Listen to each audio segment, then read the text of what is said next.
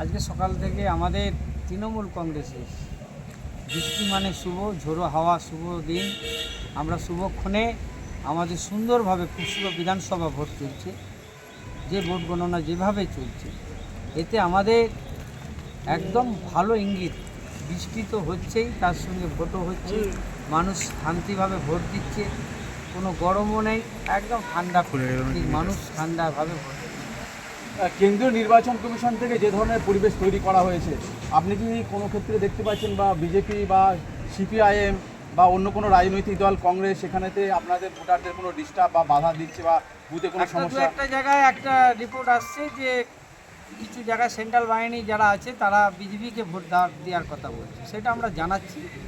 সেইগুলো টুকটাক হচ্ছে একটা, তবে কমিশনকে জানিয়েছেন? আমরা জানি সেন্ট্রাল ফোর্স বলছেন বিজেপিকে ভোট দিতে, নিজে বলছি যে বিজেপিকে ভোট এরা বলছে, তাতে কিছু এসে যায়, মানুষ ভোট দিচ্ছে। কিন্তু এটা তো বিস্ফোরক অভিযোগ।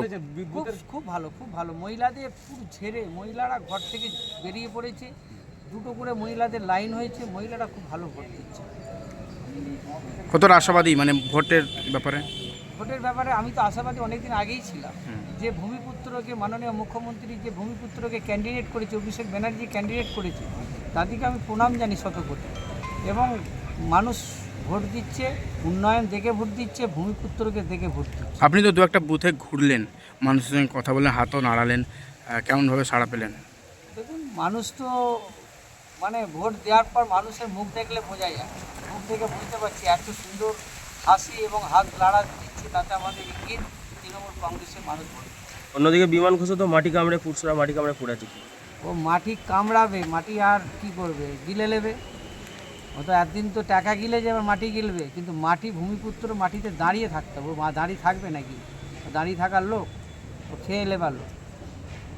একটা কথা যেটা হচ্ছে যে পুরসুরা সকলেই বলছে যে আপনি যেভাবে প্রচারে ঝড় তুলেছিলেন, তারপরে পার্থ হাজারি ছাড়া এখানে আর কোনো কথা হবে না। দেখুন, প্রচারের দল দায়িত্ব দিয়েছিল, আমি দায়িত্ব পালন করেছি।